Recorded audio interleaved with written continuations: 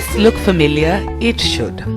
There is nothing quite like an Irani cafe, as anyone who lives in Mumbai can attest. But who would have thought that London would agree?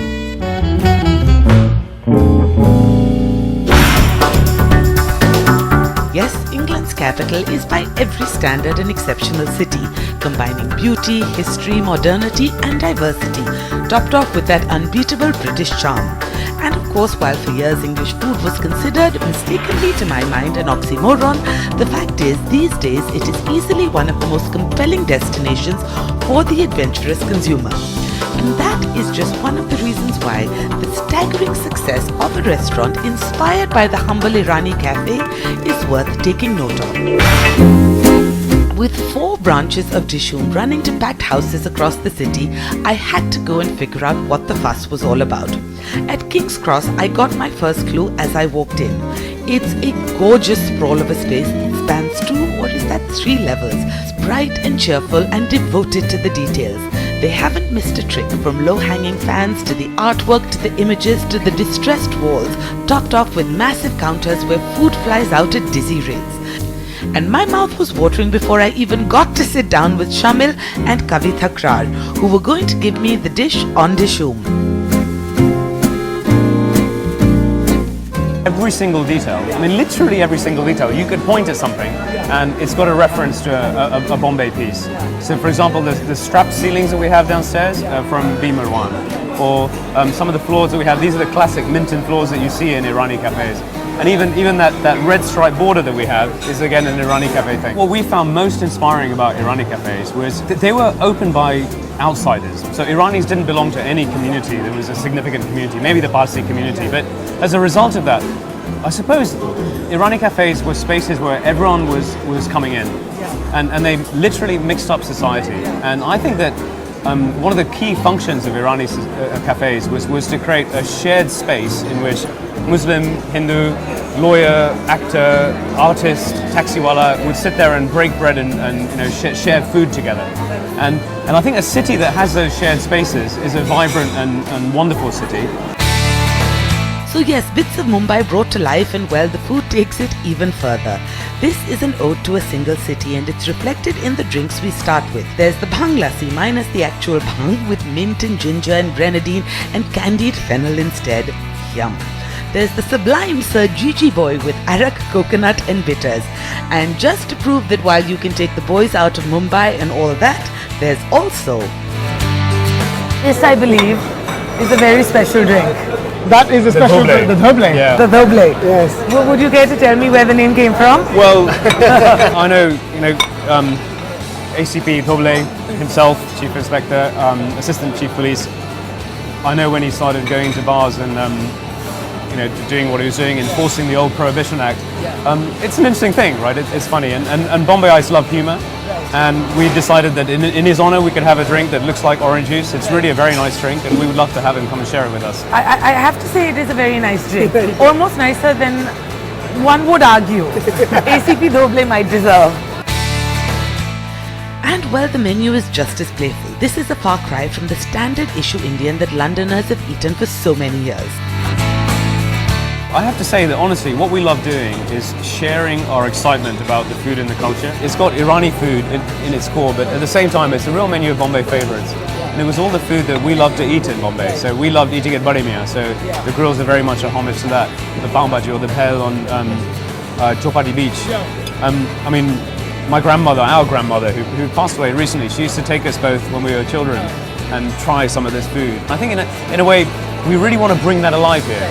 And Londoners' idea of Indian food historically has been about very different sorts of food. Right. And to give them a menu which is so Bombay, which is so different, but so delicious, was our real wish for the menu.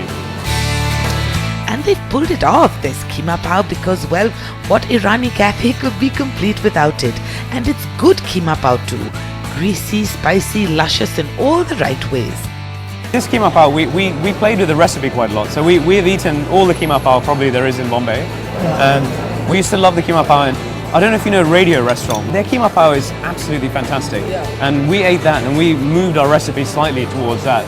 It's a more sort of an Islamic sort of recipe where you've got, there's less tomato, There's a little more moisture and a little more oil in it, more green, peas, more yeah. chili. It's a more green colour, and I think it is a better keema pao.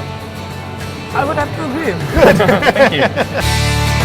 Chola bhatura comes out next because, well, no time is a bad time for steaming hot, well-crisp bhaturas and soul-warming cholas. It's a good move because they're actually also the perfect foil for a gloomy English day. They're spears of chili-dusted, crispy okra that no consumer anywhere in the world can get enough of, myself included. There's a bowl of Bombay bhel, and it's pretty much exactly what a bhel puri should be. This is, if you couldn't already tell, essentially a love song, and so I wasn't surprised that among their greatest hits sits this, their chicken berry Britannia. Loyalists will, in fact, are expected to recognize where it's from. I think Bombay has so much to offer. And of course we love eating these things, so we go to Britannia. We love eating on the street, so having a lovely veg Bombay sandwich outside Eros Cinema. And really, when we're in Bombay and we're eating, everything is accessible. Kayani and Co. We like going to Muhammad Ali Road and having a nihari like this one. Yeah. Okay, boy. So really, Wow. we were there on last week and had a nihari there. So Okay, that is very beautiful. thank you so much. That's a proper nihari. It looks like a And I proper think it has nihari. bheja. We have bheja in it also. Oh. So you have some bheja, obviously some mint, ginger, chilies.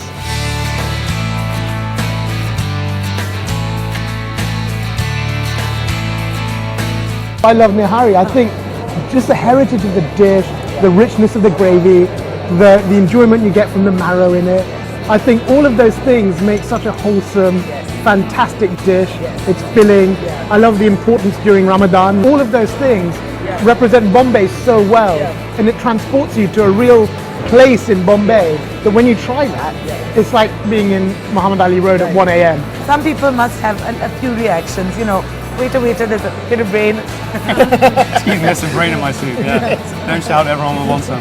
How do people react? For us, it's really important that the food tastes delicious, and it's also true to what we eat in Bombay, all the places we talked about. And I think it's our job to educate people, if they perhaps are unfamiliar with the ingredients, about what people eat in Bombay, and that it is delicious. And it may be different, but I think once people understand it and its heritage, they're really willing to try stuff. Yeah, I think people are into it. I mean, British people have such a familiarity with Indian food, per se.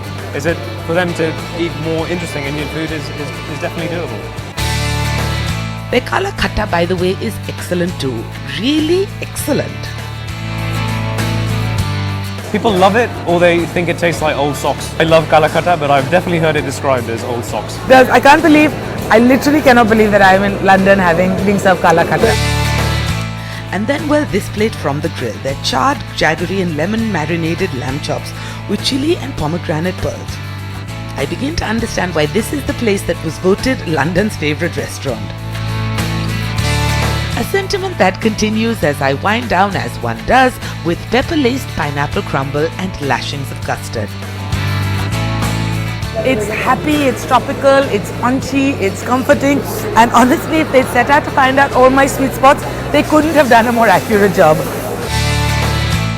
And I realize how good it is, but more the fact that places like this have helped a country with a long, complicated history with India understand how exciting, how diverse, how remarkable our many cuisines are. Because however popular Indian food is in the United Kingdom, it weren't always like it is today. The understanding was, as we know too well, largely confined to curries.